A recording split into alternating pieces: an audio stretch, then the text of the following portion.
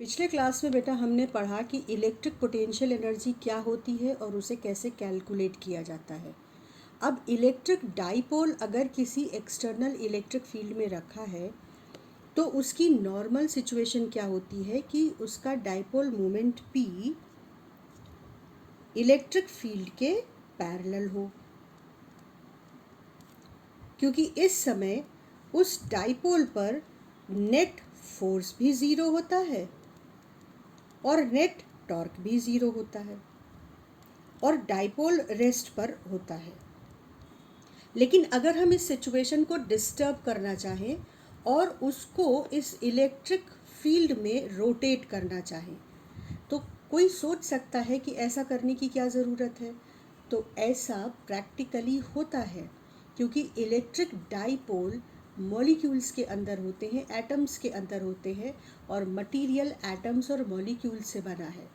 तो प्रैक्टिकली जो मटेरियल है वो डिफरेंट तरह की इलेक्ट्रिक फील्ड में रखे रहते हैं और उन पर ऑटोमेटिकली इलेक्ट्रिक फील्ड पर के अंदर फोर्सेस लगते रहते हैं, टॉर्क लगता रहता है, वो रोटेट करते हैं, वो टॉर्क एक्सपीरियंस करते हैं, उन पर काम होता है। तो ये सब बेहद प्रैक्टिकल सिचुएशंस हैं। इसलिए हम इस पॉइंट को समझना चाहते हैं कि अगर हम एक इलेक्ट्रिक डाइपोल को इलेक्ट्रिक फील्ड में रोटेट करना चाहें तो कितना काम करना पड़ेगा, और ऑब्वियसली जितना काम करना पड़ेगा वो सिस्टम में पोटेंशियल एनर्जी के फॉर्म में या तो स्टोर होता है या सिस्टम से बाहर जाता है। अगर फील्ड काम करती है तो उतने काम के बराबर एनर्जी लूज करता है सिस्टम, और अगर एक्सटर्नल एजेंट काम करता है सिस्टम पर तो उतनी एनर्जी उस फील्ड में एक्स्ट्रा स्टोर हो जाती है। तो हम एक केस लेते हैं जिसमें हम इलेक्ट्रिक डाइपोल को उसकी रेस्ट पोजीशन से थीटा एंगल घुमाकर यहाँ तक ले जाते हैं। लेकिन अब इलेक्ट्रिक फील्ड तो चुप नहीं बैठेगी। इलेक्ट्रिक डाइपोल मोमेंट P की डायरेक्शन है ये, तो इलेक्ट्रिक फील्ड चाहेगी कि ये P वापस से इलेक्ट्रिक फील्ड के पैरेलल हो जाए। तो तुरंत वो पॉजिटिव चार्ज पर in the direction of field और नेगेटिव चार्ज पर opposite to the direction of field force लगाएगा। ये हमारा पॉजिटिव चार्ज है प्लस Q और ये हमारा नेगेटिव चार्ज है माइनस Q। ये जो फोर्स लगेगा ये कितना होगा, Q इंटू E इधर भी और Q इंटू E इधर भी। तो जो टॉर्क बनेगा ये क्या हो रहा है, ये टॉर्क बन रहा है। अगर ये डाइपोल है और इसको इस तरीके से फोर्स लगता है, इस तरीके से, तो ये इस डाइपोल को वापस फील्ड की डायरेक्शन में घुमाना चाहता है। तो ये जो कपल बन रहा है इसका टॉर्क होता है PE साइन थीटा। ठीक है, यानी थीटा अगर इंक्रीज करेगा तो फील्ड और भी ज़्यादा ताकत से टॉर्क लगाएगी कि डाइपोल फील्ड के अलाइन हो जाए। तो इसका मतलब कि अगर हम चाहते हैं कि डाइपोल इलेक्ट्रिक फील्ड से थीटा एंगल या और भी ज़्यादा एंगल पर रोटेट हो तो हमको डाइपोल पे काम करना पड़ेगा अगेंस्ट द कपल और torque acted bye the field. तो कितना काम करना पड़ेगा यही हम आज के डेरिवेशन में सीखेंगे। तो सबसे पहले हम क्या करते हैं कि डाइपोल की पोजीशन को थीटा एंगल पर फ्रीज करके देखते हैं कि अगर टॉर्क थीटा पर डिपेंड करता है यानी वेरिएबल है तो डाइपोल को ज़रा सा डिस्प्लेसमेंट देते हैं इस तरीके से, बहुत छोटा सा डिस्प्लेसमेंट डी थीटा। तो कितना काम करना पड़ेगा, तो work done dW will be torque dot D theta. ठीक है, क्योंकि रोटेशन हो रहा है तो टॉर्क इनटू एंगुलर डिस्प्लेसमेंट। अब डाइपोल रोटेट होता है इनिशियल पोजीशन से, जो कि नॉर्मली हो सकती है कि P पैरेलल टू E, और फाइनल पोजीशन कोई भी हो सकती है। तो अभी हम इनिशियल और फाइनल पोजीशंस को कोई वैल्यू नहीं देते। इनिशियली डाइपोल किसी एंगल थीटा I पर था और हम उसको घुमाकर थीटा फाइनल पोजीशन तक ले गए, तो टोटल कितना काम करना पड़ा, अगर छोटे से डिस्प्लेसमेंट डी थीटा में इतना काम करना पड़ा, तो हम ऑब्वियसली इसको इंटीग्रेट करेंगे।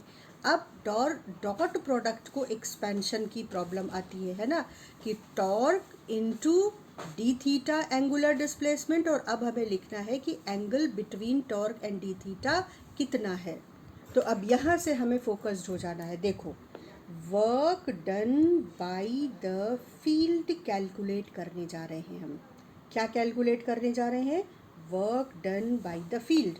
तो यहाँ मैंने लिखा work done by the field is equal to, और अब फील्ड टॉर्क किधर लगा रही है? देखो, फील्ड टॉर्क ऐसे लगा रही है कि वो डाइपोल को क्लॉकवाइज घुमाना चाहती है, ऐसे, है ना। और क्लॉकवाइज अगर घूमे तो टॉर्क की डायरेक्शन हम लोग कैसे निकालते हैं? राइट हैंड को स्ट्रेच किया और फिर फिंगर्स को जिस डायरेक्शन में ऑब्जेक्ट घूम रहा है उस डायरेक्शन में कर्ल किया, ऐसे। तो जो थंब की डायरेक्शन है वो हमारे टॉर्क की डायरेक्शन होगी। तो डाइपोल को फील्ड क्लॉकवाइज घुमाना चाहती है, इसलिए हमारे टॉर्क की डायरेक्शन नीचे इस प्लेन के परपेंडिकुलर नीचे की ओर होगी। लेकिन जो टॉर्क के अगेंस्ट हम इसको घुमा रहे हैं, डिस्प्लेसमेंट दे रहे हैं, उस एंगुलर डिस्प्लेसमेंट की डायरेक्शन क्या है? Anti clockwise. हम उसको एंटी क्लॉकवाइज घुमा रहे हैं अगेंस्ट दिस कपल। तो हमारे एंगुलर डिस्प्लेसमेंट की डायरेक्शन भी राइट हैंड पाम रूल से मिलती है, क्योंकि angular displacement, torque, angular momentum, ये सब एक्सियल वेक्टर्स है। तो आपने राइट हैंड को स्ट्रेच किया, जिस डायरेक्शन में आप घुमा रहे डाइपोल को उस डायरेक्शन में एंटी क्लॉकवाइज कर्ल किया फिंगर्स को। तो direction of thumb will give you direction of your angular displacement. तो हमने क्या देखा कि हमारे टॉर्क की डायरेक्शन जो फील्ड की है वो नीचे की ओर है, जबकि एंगुलर डिस्प्लेसमेंट की डायरेक्शन ऊपर की ओर है। तो हमने वर्क डन बाय फील्ड लिखा, टॉर्क का मैग्नीट्यूड एंगुलर डिस्प्लेसमेंट का मैग्नीट्यूड इनटू cos 180।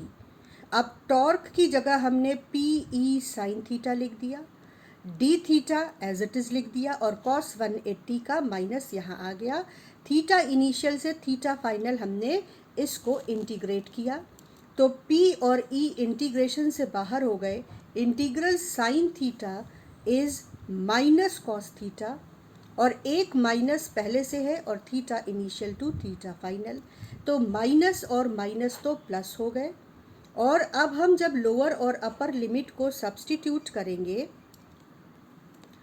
तो देखो, cos theta final minus cos theta initial हमारा वर्क डन बाय फील्ड आ जाएगा। सिंपल, ठीक। लेकिन हमको चेंज इन पोटेंशियल एनर्जी और फिर potential energy of the system अगर निकालना है तो हम वर्क डन और चेंज इन पोटेंशियल एनर्जी को रिलेट करने वाले रिलेशन को वापस से ध्यान करेंगे। तो चेंज इन पोटेंशियल एनर्जी क्या होता है? You final minus U initial, और वो इंटर्न होता है minus work done by the field. तो जो work done by the field हमने कैलकुलेट किया था वो minus work done by the field यहाँ पर हमने लिख दिया। इसके अलावा हमें एक पॉइंट और भी पता है कि थीटा फाइनल अगर 90 डिग्री हो तो पोटेंशियल एनर्जी ज़ीरो होती है। क्यों? क्योंकि अगर आप इलेक्ट्रिक फील्ड में डाइपोल की पोजीशन को देखो तो ये पॉजिटिव चार्ज और निगेटिव चार्ज बहुत पास पास हैं, और ये इस तरीके से मान लो रखा हुआ है फील्ड में 90 डिग्री पर। तो इन दोनों चार्जेस को इन्फिनिटी से लेकर यहाँ तक आने में एक को हमने काम दिया और दूसरे को फील्ड ने काम दिया, यानी इसे लाने में फील्ड ने एनर्जी खर्च की और इसे लाने में फील्ड को एनर्जी मिली, क्योंकि हम ज़बरदस्ती इसको लेकर आए फील्ड की रिपल्सिव फोर्स के अगेंस्ट। तो यहाँ उसने काम किया फील्ड ने, और यहाँ पे काम एनर्जी फील्ड को मिली। इन्फिनिटी से क्यू चार्ज को लाने में जितनी एनर्जी फील्ड को मिली उतनी ही एनर्जी माइनस क्यू को इन्फिनिटी से लाने में फील्ड ने खर्च कर दी। तो हम कह सकते हैं कि इस सिस्टम को बनाने में जो वर्क डन हुआ वो ज़ीरो है, इसलिए चेंज इन पोटेंशियल एनर्जी भी ज़ीरो है, क्योंकि इनफाइनाइट डिस्टेंस पर जब दोनों चार्जेस थे तो पोटेंशियल एनर्जी ज़ीरो थी, और यहाँ पर लाने पर जो सिस्टम बना उसका वर्क डन गेन और वर्क डन लॉस मिलकर वर्क डन को ज़ीरो बना रहा है। तो जब 90 डिग्री एंगल पर डाइपोल फील्ड से होता है तो हम कहते हैं कि डाइपोल की पोटेंशियल एनर्जी ज़ीरो है। तो अब ये वैल्यू हम यहाँ पर रखेंगे। हम किसी एक पोजीशन को, जैसे फाइनल पोजीशन को 90 डिग्री एंगल की पोजीशन डाइपोल की मान लेते हैं। तो हमने थीटा फाइनल को 90 और यू फाइनल को 0 रख दिया। यू फाइनल 0 हो गया, और थीटा फाइनल को जब आप 90 रखोगे, ये है cos theta final. Theta final को जब आप 0 रखोगे तो कॉस 90 0 हो गया। तो ये भी गया और ये भी गया। तो आपके पास बचा minus U initial is equal to P E cos theta initial. अब इनिशियल को हटा देते हैं और इसे जनरल फॉर्म में लिख देते हैं। Potential energy of a dipole system, dipole electric field system is minus P E cos theta. तो potential energy of dipole field system is negative. हमेशा एक सिस्टम जो एग्जिस्ट कर रहा है उसकी पोटेंशियल एनर्जी नेगेटिव आएगी। Maximum potential energy possible for a system is zero, और पॉजिटिव पोटेंशियल एनर्जी वाला सिस्टम एग्जिस्ट नहीं कर सकता यूनिवर्स में। तो अब हमने अपने थीटा एंगल पर डाइपोल की पोजीशन पर पोटेंशियल एनर्जी का एक्सप्रेशन पा लिया, minus P E cos theta. अब 3 क्वेश्चंस बहुत बहुत पॉपुलर क्वेश्चन है बोर्ड में। पहला क्वेश्चन ध्यान से देखते हैं कि कैसे करना है इसको। Calculate work done in rotating a dipole by 90 degree angle. इसको करने का सबसे आसान तरीका ये है जो बताने जा रहे हैं। डाइपोल जब रेस्ट पोजीशन पर होता है तो नेट फोर्स और नेट टॉर्क ज़ीरो होता है, और ऐसा कब होता है? जब डाइपोल का डाइपोल मूवमेंट और इलेक्ट्रिक फील्ड दोनों के बीच का एंगल ज़ीरो हो। तो हमने कहा कि डाइपोल जब रेस्ट पोजीशन पर था तो इनिशियल पोजीशन यानी रेस्ट पोजीशन पर उसकी जो पोटेंशियल एनर्जी थी वो कितनी थी? Minus P E cos theta, और थीटा की जगह 0 रख दिया, तो ये हो गया माइनस पी ई। अब डाइपोल को घुमाया और उन्होंने कहा कितना घुमाना है? 90 डिग्री। तो जब 90 डिग्री डाइपोल पहुंच जाएगा तो उसकी पोटेंशियल एनर्जी कितनी हो जाएगी? यू फाइनल हो जाएगा minus P E cos theta, यानी फाइनली एंगल 90। ये तो 0 हो गया। तो वर्क डन कैसे कैलकुलेट करते हैं? देखो, work done is external work done minus, आप इसको चेंज इन पोटेंशियल एनर्जी और जो वर्क डन का रिलेशन है उससे सॉल्व करेंगे, और यहाँ पर हमें साइन का बड़ा ध्यान रखना पड़ेगा। तो change in potential energy is work done by external agent, but change in potential energy is minus work done by the field. तो अगर आपको वर्क डन कैलकुलेट करना है तो आप इस फॉर्मूले की हेल्प लेंगे। चेंज इन पोटेंशियल एनर्जी से वर्क डन कैलकुलेट कर लेंगे। तो work done will be change in potential energy you final minus U initial, finally 0 और इनिशियली माइनस पी ई। तो ये माइनस और ये माइनस पी ई हो गया प्लस पी ई। इनिशियली आप देखो कि आपकी जो पोटेंशियल एनर्जी निकली थी 0 डिग्री एंगल पर वो माइनस पी ई थी। तो नॉर्मली जब क्वेश्चन मिलता है तो आपको work done by external agent या work done by field specified रहता है। तो अगर आपको एक्सटर्नल एजेंट का वर्क कैलकुलेट करना है तो इसकी हेल्प लेंगे, अगर फील्ड के वर्क डन को कैलकुलेट करना है तो इसकी हेल्प लेंगे। Change in potential energy is minus work done by the field, तो work done by the field is minus change in potential energy. Potential energy का change U final minus U initial, value substitute कर दीजिए, ये minus रहेगा। Finally 0 है potential energy जब 90 degree angle पर है डाइपोल, और इनिशियली माइनस पी ई था।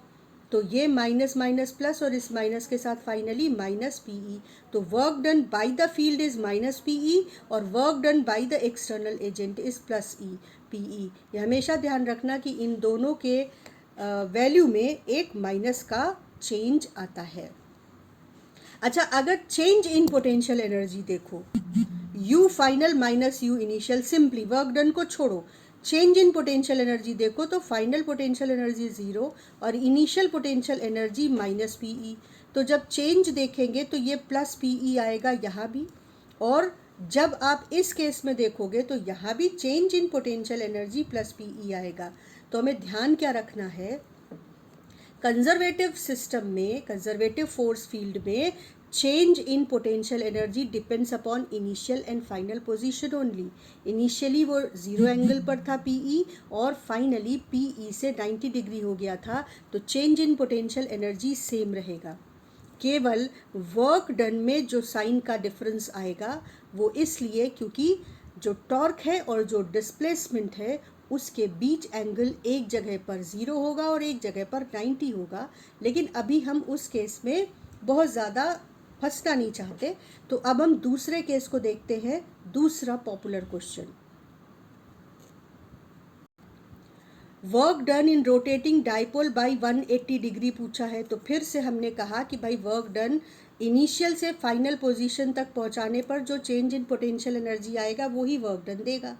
यानी इनिशियल पोटेंशियल एनर्जी निकाल लो, फाइनल पोटेंशियल एनर्जी निकाल लो, और उनका डिफरेंस निकाल कर वर्क डन कैलकुलेट कर लो। तो इनिशियली जब एंगल पी और ई के बीच का 0 है तो initial potential energy minus PE. उसके बाद जब फाइनली दोनों के बीच का एंगल 180 डिग्री हो जाता है पी और ई के बीच का, तो यू फाइनल हो जाएगा minus P E cos theta. Theta 180 रखते ही ये वैल्यू पी ई हो जाएगी। तो चेंज इन पोटेंशियल एनर्जी कितना आ जाएगा, अगर आप सिर्फ चेंज इन पोटेंशियल एनर्जी देखो तो U final minus U initial, U final है पीई और यू इनिशियल है minus PE, that is 2PE। तो change in potential energy 2PE होगा अगर डाइपोल को 180 डिग्री घुमाएंगे। अब वर्क डन का सवाल आता है, तो फिर से हम वर्क डन और चेंज इन पोटेंशियल एनर्जी के रिलेशन पर जाते हैं। Change in potential energy is plus work done by external agent. तो एक्सटर्नल एजेंट का वर्क डन कैलकुलेट करना है तो वो वही होगा जो चेंज इन पोटेंशियल एनर्जी है।